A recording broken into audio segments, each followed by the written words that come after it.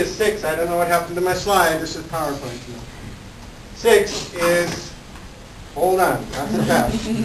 6 is, there should be the documents, the bill of lading, famous bill of lading and all of that are exchanged. It's this kind of a simultaneous exchange for the goods. Now the bill of lading is evidence of this action. So it's, in fact, it becomes evidence of the right. So in presenting these shipping documents, that entitles this party to get paid. They then send the shipping documents there, and next, that party gets paid. So each of these documents represents a right.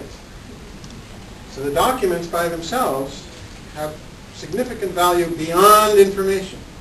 They have existence, the holding of this document is evidence of the right. Up. Meanwhile, the carrier arrives, and next. Now the consignee has to pay in order to get the right to receive the documents. So next, in exchange for the payment, the consignee or the buyer gets the shipping documents, and finally presents the shipping documents, and finally gets the goods. So that's a very simplified form of this transaction. The transaction now, as we go forward,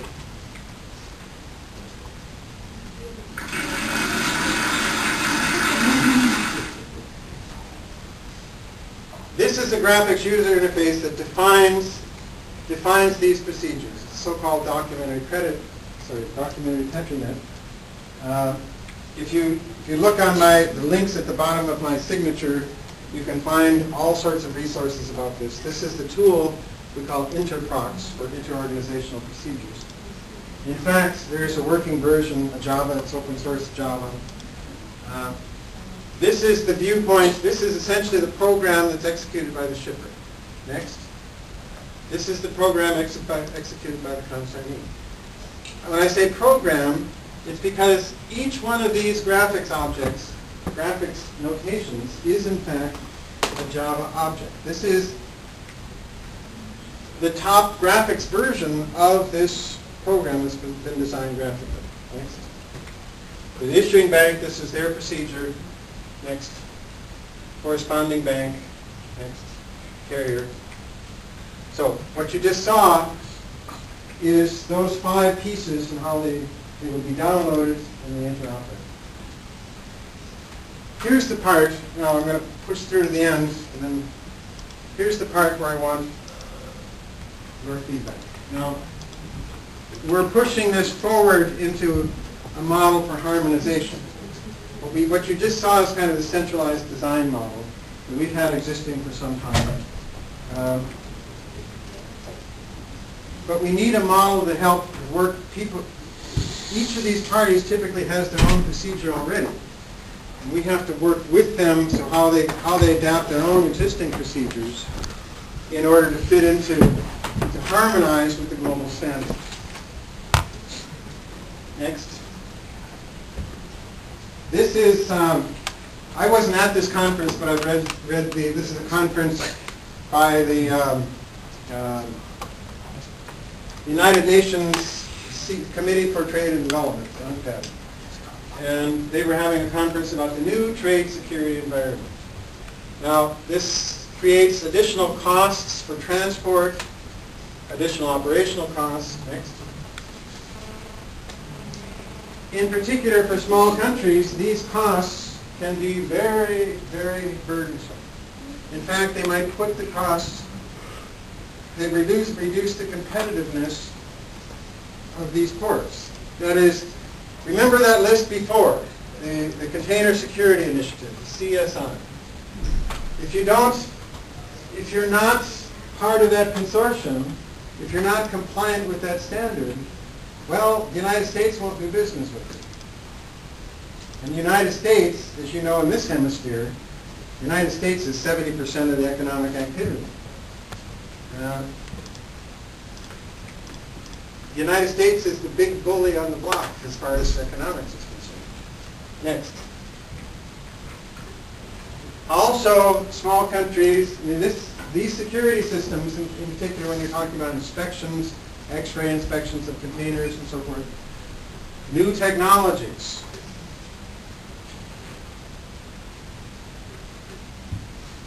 Okay.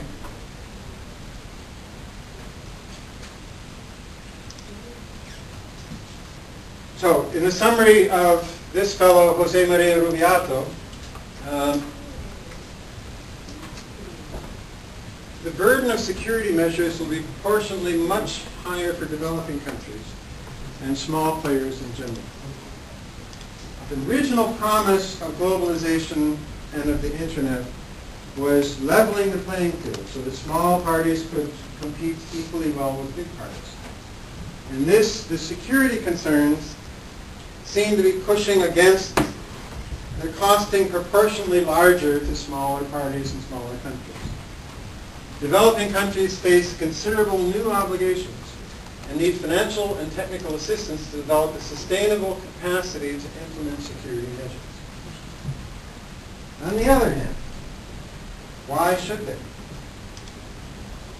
Only if they want to trade with the United States. But it's like, it's the U.S. and Western Europe's problem. Why should they carry the burden of helping these bigger players solve the problem?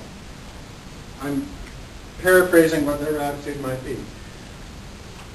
Globalization and e-commerce promise a level playing field, yet trade security, which is mainly concerned for first world countries, is a heavier burden on the developing countries. So here's my speculation. The next slide. This is going back to something that probably most of you don't quite remember. Next.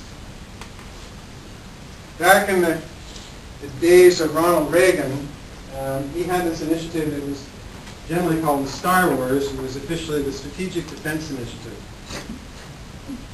And the idea was, back then, there was this escalation between the U.S. and the Soviet Union, and everybody keeping in parity, and the idea of keeping this threat called mutually assured destruction. If you fire, we'll all get killed. If anybody starts a war, it abbreviates MAD. So this is the MAD policy. And this was actually a good idea to avoid this kind of mutually, this crazy madness, and solve it with technology by putting up these satellites that would knock out any missiles coming towards us. And the idea was to have this kind of nuclear umbrella. Now, as it turned out, by the way, this strategy actually succeeded. It succeeded for the wrong reason. It succeeded because it was so expensive. This was like, I can't quite remember the price tag, but it was more than billions. It was measured in a fraction of a trillion. It was like maybe $1/3 of $1 trillion. It was so expensive that the Soviets could not possibly keep up. The U.S. was then spending 17% of its GDP on defense. The Soviets were spending more than 75%, close to 80% on defense. They didn't have any more margin. So it's like raising